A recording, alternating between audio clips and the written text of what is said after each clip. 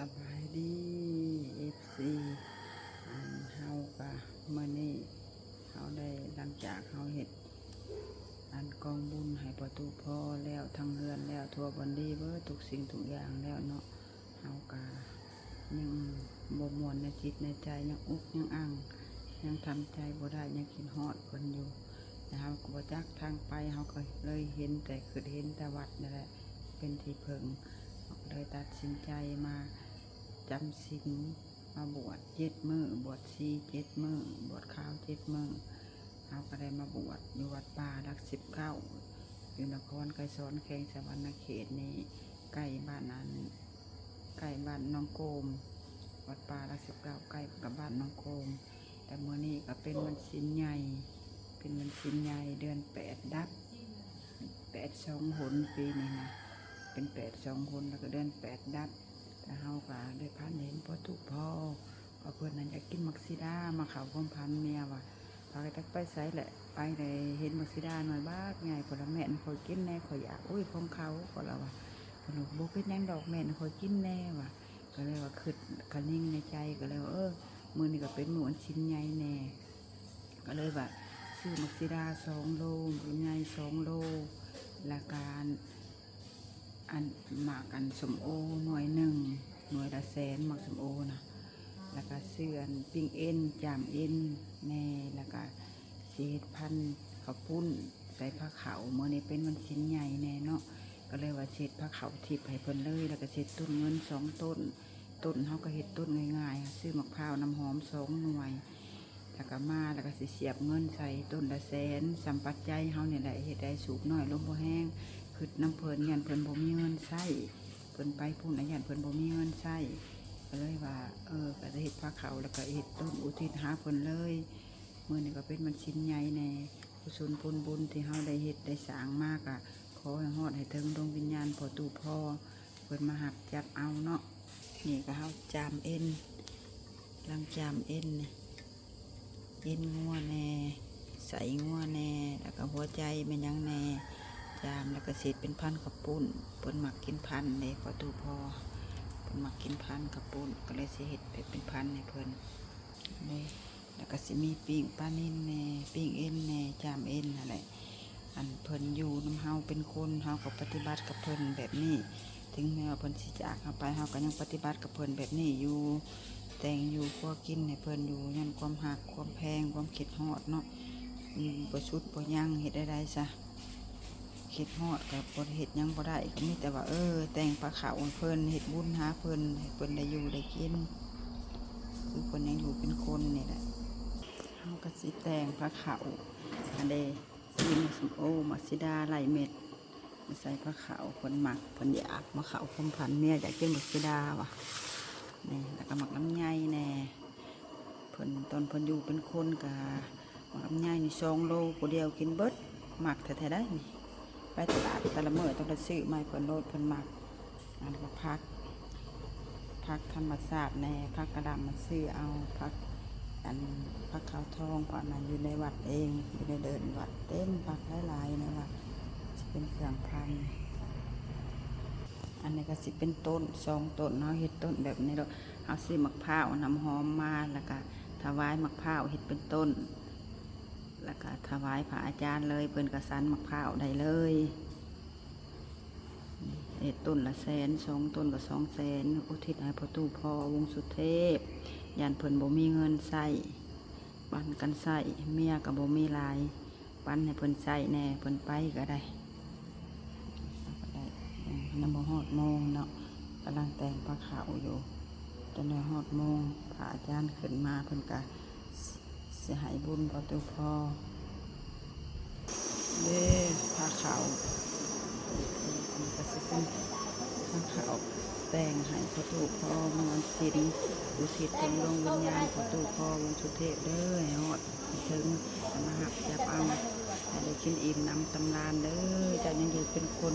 ก็ปฏิบัติของหลวงกินกับเจ้าแบบนี้ยิ่งว่าจะสิจากเข้าไปก็ยังปฏิบัติเจ้าเก่าเด้อขอเด้อฮอดให้ถึงมาหักจับเอามื้อนี้ก็สิเป็นวันชิ้นใหญ่เนาะเดือน8นะ15 ค่ำดับเดือน8เฮาก็ได้เฮ็ดบุญได้แต่งพระ งดวงวิญญาณได้แต่งประขาวทิพย์1 5 ต้น2 ต้นได้อุทิศถึงดวงวิญญาณพอตู้พ่อพร้อมโดยเจ้ากรรมนายเวรจับเอาขอนอดให้ถึงดวงวิญญาณพอตู้พ่อสุเทพมาหับจับเอาเด้อคนมาใส่บาตรกันได้เมื่อในวันศีลวันพระเนาะหอดจับเอาหอดถึงดวงวิญญาณเพิ่นบริบูรณ์สุขถ้าได้หับแล้วก็ได้ตัวนี้โยมเป็นมาใส่บาตรศีลวันพระศีลใหญ่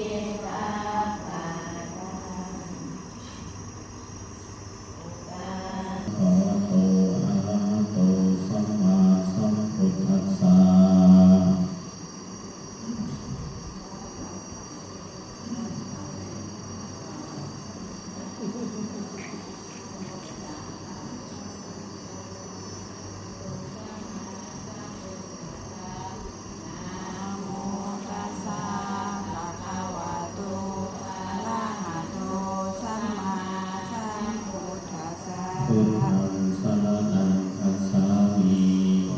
ธังสรณังคัจฉามิธัมมังสรณังคัจฉามิสังฆังสรณังคัจฉามิมาสัมภัสสะอิติปิโสภะคะโตสุขโตโลกวิทูอนุตตโรปุริสาธัมมัสสะสัพพะเทวมนุษย์นังพุทโธภะคะวะติสวะโตภะคะวะตาธัมโมสัพพิติโกอะกาลิโกเอหิปัสสิโกโอปานานิโกปะเราทำให้ชั่วขอพรรษาที่นักทั้งหลายได้ตั้งจิตตั้งใจส่วนประกอบคุณงามความดีโดยลำดับของพรรษาเอาทั้งหลายนายคนในวันออกพรรษาปกติเขาก็เข้าหาเขาเลยเขาก็เข้าหาความดีเขาก็เข้าหาความสุขการเข้าหาความดีเข้าหาธรรมส่วนหนึ่งก็เพื่อที่ได้ จิตของใจของเราโดยเราการทำให้เอาอันนี้ฝากมาเด้อเอาเอาน้ำคงดีกับน้ำกุศล เป็นมันสิงใหญ่คนมาสบายได้เอาพอดีเลยได้เห็นพระเขาทิศทางโลกวิญญาณประตูของ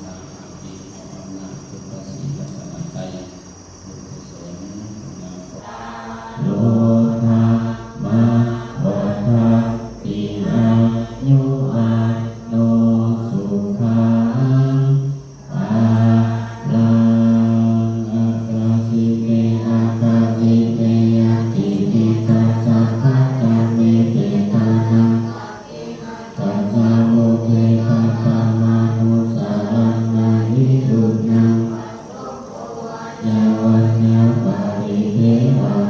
นาตัพเพทานาวัตตาญาเอวังติสันติยาตาโยอายันกาทินา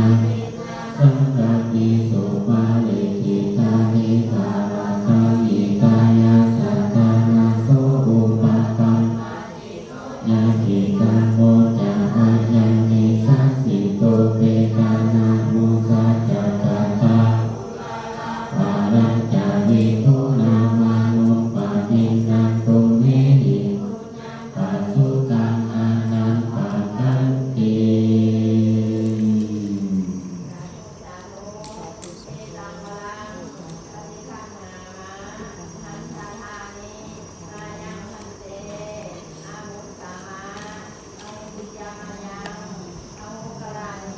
ยะสัทธาวิโตเทกามัญญาธา วันนี้ก็สิเป็นวันศีลไอ้เนาะมีพิธีใส่บาตรเอาก็สิไปใส่บาตร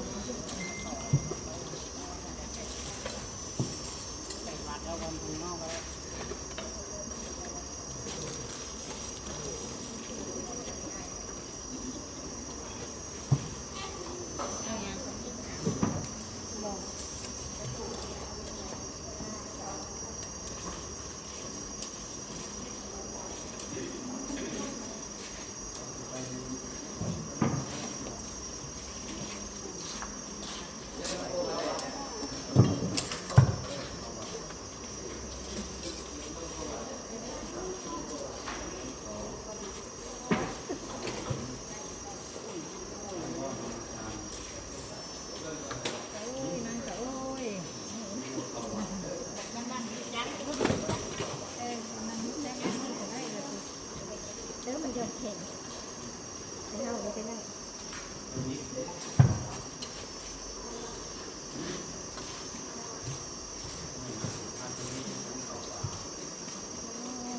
กินแม่ผักแท้บุฟเฟ่เลย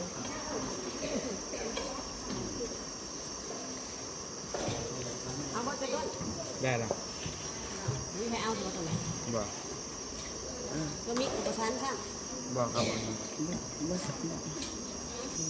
มื้อนี้ก็เป็นวันศีลใหญ่เนาะแม่ขาวแม่ซี่เฮาอยู่วัดเฮาก็หลายออกตัวญาติโยมก็มาทำบุญที่คุณแม่พรทำบุญเมื่อยผู้ใดก็หันหน้าเข้าวัดเฮ็ดบุญเนาะโอ้ยการทำบุญหลายยังวะเอาก็ได้เฮ็ดพระเขาอุทิศทางดวงวิญญาณประตูพ่อ1 พาเฮาก็ได้คิดฮอดเพิ่นก็ได้ไปเฮ็ดพระเขาหั่นแหละใส่บาตรหยาดน้ำเฮ็ดบุญอุทิศหาเพิ่นเนาะสันเขาเด้อออกต้นหยาดโยมเอ้ยใส่บาตรหยาดน้ำแล้วที่เป็นบุญกุศลประตูพ่อแล้วเฮาก็สิได้สันจังหันมื้อนี้วันศีลใหญ่ได้สันเขาคาบเดียวเด้อจังหันกับเพลสันพร้อมกันเลยแล้วเลยคาบนี้